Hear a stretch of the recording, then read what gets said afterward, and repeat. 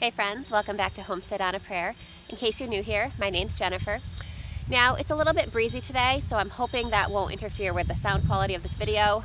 It's a beautiful day outside today, probably, honestly, one of the last beautiful days we're going to have this year, and so I definitely wanted to take advantage of that and film this video outside.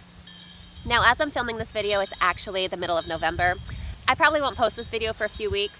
I was thinking that this might be a good video to post when everyone is seed shopping and getting ready for the 2024 garden, but I did want to film it now while my memory of all these peppers that we grew this past year is fresh in my mind. So in this video, I'm just going to recap the peppers that I grew in my 2023 garden. I'm going to talk about my favorites, which ones I probably won't grow again, and what I liked and didn't like about certain varieties. So we're going to jump right in, and we're going to start with jalapenos. Jalapenos are one of my go-to peppers, and this year I grew two varieties in my garden. I grew the early jalapeno and I grew the Craig's Grande jalapeno. Now, early jalapeno is one of my go-to favorites. I grow that one pretty much every year. It is earlier, as the name suggests, than many other jalapeno varieties. I find that it does yield really well. What I have found with that pepper is that it tends to be less spicy than a lot of other jalapeno varieties that I've grown, which can be a positive or a negative depending on what you're going for. I actually prefer my jalapenos a little bit less spicy, so I like that. For me, it's a positive. My husband likes his peppers a little bit hotter, so I usually grow a second variety. That way we get a variety of heat levels, a variety of maturity dates, and it just all around works out really well for us. Most years I have grown as my second variety the Jala Fuego pepper. This year I actually forgot to order seeds for the Jala Fuego, and so when it was time to start my peppers and I realized I was missing those seeds, I decided to try a new variety instead. So this year we tried the Craig's Grande jalapeno as our second variety. We were happy with that jalapeno. I didn't find, honestly, that the fruits were that much larger than my early jalapeno fruits. That could potentially have been this growing season. Well, some of my peppers did do well this year. I found that jalapenos, it wasn't really the best year for them. So I am definitely going to try the Craig's Grande jalapeno again next year, and we'll compare it to the results we had this year. Overall, I think it was a good pepper. It yielded well for us. It had a little bit higher heat level than the early jalapeno, which is what we were going for. My husband really enjoyed it, and overall, we were happy with that one. I may add the Jala Fuego back into the varieties that I'll be growing next year and possibly try 3 types next year. So stay tuned and I'll let you know what I end up deciding there. We'll definitely be growing the early jalapeno, the Craig's Grande, possibly the Jala Fuego as well. Now this year I tried a couple other hot pepper varieties, which were completely new. I'd never tried them before. The seeds were actually both sent to me by a friend, and so I decided to give them a try. One, I apologize for my rooster. A lot of times when I'm outside, he just feels the need to talk to me across the yard, so hopefully that's not too loud for you, but he really wants to be involved. So back to the hot peppers. So I tried the ají lemon drop pepper for the first time this year. I only grew one plant of this variety, and I found that it yielded really well. It was a very prolific little pepper. We only had one plant, and it yielded lots of these little yellow peppers. They were pretty spicy, too spicy for me, so after I tried one bite just to get a little sample of it, I left the rest of them to my husband. He did enjoy them. He mostly sliced them up and added them to tacos and other Mexican food that we made, and he enjoyed them that way. So right before our first frost, I went out and I harvested all the rest of the lemon drop peppers that we had left, and what I did was I just pickled them. I made kind of a mixed jar of different hot peppers that we grew, pickled them and put them in our refrigerator, and my husband is going to use those over the next couple months, just whenever he wants to add a little kick to scrambled eggs, omelets, tacos, anything like that. The other hot pepper that I grew for the first time this year was the Sugar Rush Peach pepper. These were beautiful little peppers. They're kind of an unusual color variety for pepper, so I really enjoyed them just for how pretty they were. Again, I just had one plant of this variety. I found that this yielded really prolifically too. We had quite a few of these. These, again, were a little bit spicy for me, so my husband ate more of them than I did. I found that what I did like to do with them was when I made a batch of roasted salsa. As I mentioned, my jalapenos were not incredibly spicy this year, so I would add a couple of the Sugar Rush Peach peppers into the batch of salsa that I made, and they just raised the heat level a little bit and made our salsa a little bit more spicy. Now, I had a lot of the Sugar Rush Peach peppers that I did pickle up along with the lemon drop peppers, so I've got a mixed jar of all those in the fridge. Now, I will say both the lemon drop and the Sugar Rush Peach pepper, I think they would be great for making hot sauce with. I am not really into really spicy food, and my husband doesn't use a lot of hot sauce, even though he likes a little more spice. So I did not experiment with making hot sauces with them, but I think that both of those peppers, they are spicy, but they have an interesting flavor. It's not just heat. They have a little more depth of flavor. They're both, I would say, a little bit fruity, and so I think they would make really good, interesting hot sauce. So if that's something that you're interested in trying, I would recommend both of those peppers. So the next pepper that I tried this year, this one's not really a hot pepper. It's a sweet pepper masquerading as a hot pepper. That is the habanada pepper. I grew 2 plants of the habanada. I found that these were also really prolific. I really liked the bright orange color. They really do look like a hot pepper, so if you don't know what to expect, you would probably assume that they were a hot pepper. We use them mostly as snacking peppers. I know my daughter and I enjoyed eating them just fresh. We didn't really do anything to them, just pull them out of the garden and snack on them. While I will say, I think they did have good flavor. They were very prolific. Again, I could see using these in a hot sauce if you were making a hot sauce out of habaneros and wanted to tone it down a little bit without losing the pepper flavor. Those would be a good way to increase the volume of hot sauce, tone down the heat a little bit, but still keep that nice pepper flavor. I think that would be a great way to use them. Now, while I do think it was a great pepper, I probably will not be growing this one next year just because space is kind of at a premium in my yard, and while it was a fun novelty pepper, we did enjoy it.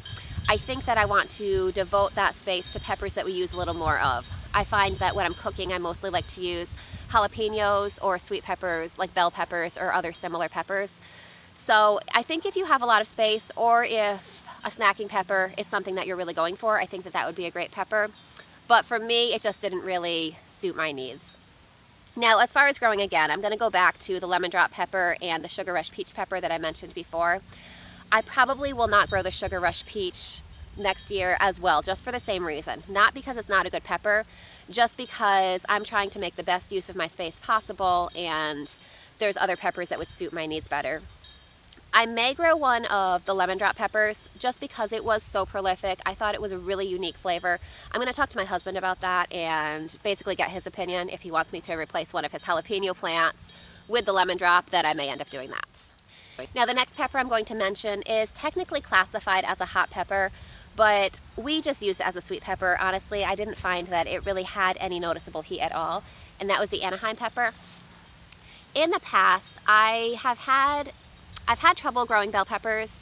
The plants generally do well and are healthy, but they don't yield a lot for me, and it can be kind of frustrating to devote a lot of space to a plant and then only get a couple peppers off of it, and sometimes those peppers aren't even that large. So I found that what I wanted to do this year was really focus on finding other types of peppers that would yield a little bit better and kind of fill that bell pepper need that we had, and so the Anaheim was one that I was trying for that purpose. Now, we did enjoy the Anaheim. We mostly ate these as green peppers, although if you let them grow long enough, they will ripen and they will turn red. They'll get a little bit sweeter that way. I found that they didn't really have any noticeable heat, whether they were green or red, so we just used them like bell peppers. This one, again, I would say that it was a good pepper. I didn't have any problems with it. It yielded well enough, it stayed healthy. I just had other peppers that we'll get to later in this video that I preferred, and so I think for that reason I probably won't grow it again, but that is just personal preference. I found that it was a good, tasty pepper, and it did kind of fill in the gaps of bell peppers like we were looking for. Another pepper that I tried this year for the first time was the corbachi pepper. I actually have a couple of these left. They're starting to get a little bit wrinkly, so I think I need to use these up in the next day or two. But you can see these almost look like a long skinny cayenne pepper, but these have no heat. These are sweet. I did enjoy these peppers. I thought they had a really good flavor. The thing that I like to do with them is just slice them up into rings, and you can use them in cooking. They definitely have thinner walls. I mean, as you can see, it's a fairly thin pepper. The walls are much thinner than a bell pepper would be, and I enjoyed the flavor. The thing that I found was a negative for me was that it seems like the seeds are distributed almost the entire length of the pepper. If you plan to eat the pepper seeds, that's not a big deal. I prefer not to eat the pepper seeds. I just find them a little bit tough, and so I usually seed my peppers when I'm cooking with them. Because the seeds go the entire length of the pepper, I found that kind of challenging to do. So honestly, I did enjoy this pepper. If the seeds don't bother you, then I would say go ahead and grow this pepper. It did yield really prolifically. It's a really pretty pepper. It's very unique looking. When it grows on the plant, you'll get the peppers in various stages. They'll start off green, they'll kind of lighten and turn to a yellowish green, eventually to an orange, and then to this bright red color. So especially when you have peppers at all stages of ripeness, it's a really beautiful plant. It's a prolific plant. I was happy with it. Again, it's just the same thing where I'm just trying to narrow it down to just a couple of varieties that really suit my needs the best. And so I'm not sure. I might grow another Corbaci plant next year. I may not. Kind of the jury's out on that. But it is a good pepper that I would recommend, just with the caveat that the seeds kind of do, at least in my experience, run the full length of the pepper. The next pepper I want to mention that I tried this year is, hopefully I pronounced this right, the Lesia pepper. This pepper was delicious. This is another one that I was trying out as an alternative to the bell pepper, and I found that the pepper was really sweet, really delicious, had a really thick wall, so it made a great alternative to a bell pepper. We really enjoyed it. I will say the yield was not incredibly high. I wish the yield had been a little bit more. I think the yield was high enough that I will still grow at least one. I'll probably grow a couple plants of the Lesia pepper next year. So pretty much the yield is the only slight negative I could have about this pepper, because it was delicious and we did really enjoy it. Now, one of my favorites, this is a tried and true pepper that I've grown for a few years now, and I'm thinking I will probably always grow this pepper, is the shishito pepper. We grew this pepper, actually last year was the first time we grew this pepper, and last year we had a very poor pepper year overall, but the shishito pepper did amazingly well. Even though all of our other peppers really struggled, the shishito did great. Shishito did great again this year. We were really happy with it. It's a very prolific plant. It produces these little, 2 or 3 inches long, probably about 3 inches long, little sort of wrinkled green peppers. And they say that 1 in 10 is supposed to have a little bit of heat. The rest are supposed to be sweet. I haven't had the experience of coming across any hot ones. They've all been sweet to me. We really enjoyed them. Our go-to way to cook them is to cook them whole. We just blister them in a hot pan. We pierce them with a knife. We make a lemon garlic aioli to dip them in. They're so good that way. It makes a great side dish. The only negative that I would say about these is that when you cook them whole like that, it is a little bit challenging to eat around the seeds. Again, if you don't mind eating the seeds, that's not a big deal. My husband and my daughter just eat the seeds with no problem. I prefer not to eat the seeds, so I kind of nibble around it. But they taste really delicious, and I think for the flavor and I think for the flavor that you get from them, I think that it's definitely worth it. Every plant that I grew of the shishito yielded abundantly. We were very happy with it. Also this year, for the first time, I tried the Corno de Toro pepper. I tried both the red variety and the yellow variety. This was another pepper that I was trialing as a bell pepper alternative, and I think this one's the winner. Both the yellow and the red variety yielded really well. The peppers were really large, they were really sweet. We really enjoyed them. The walls might be maybe slightly thinner than bell pepper, but they were definitely thick enough that you could use them the same way that you'd use a bell pepper. We were really happy with them, and so all the varieties that I mentioned that I'm probably going to either not grow next year, or else I'm going to cut down the amount that I'm growing next year, it's to make room for more of the Corno de Toros because we really loved them. So my plan is to grow as many Corno de Toros as possible. I'm going to grow both the yellow and the red variety again. I think there is actually an orange variety out there as well, although it's kind of challenging to find. If I can find seeds for that variety, I'll be adding that one in as well, because I do really enjoy orange bell pepper. So since the Corno de Toro is supposed to be my bell pepper replacement, I want to make sure that I get the red, the orange, and the yellow. If you know anything about the orange Corno de Toro, I'd love to hear it in the comments. So that's the quick review of our 2023 garden peppers. If you have any other pepper varieties that you would like to recommend, I would love to hear from you, especially if you have any other peppers that you use as a replacement for bell peppers. I know I said I do love the Corno de Toro and I will grow that, but I'm open to trying new varieties as well. And if you have any experiences with any of the peppers that I've mentioned, whether they're positive or negative, especially if they're different than the experiences that I had, I would love to hear from you about that as well. So I think that it is time to start thinking about planning our 2024 gardens. I know at the time I'm filming this, it's the middle of November, as I said. I haven't gotten any seed catalogs yet, but I'm expecting the first one soon.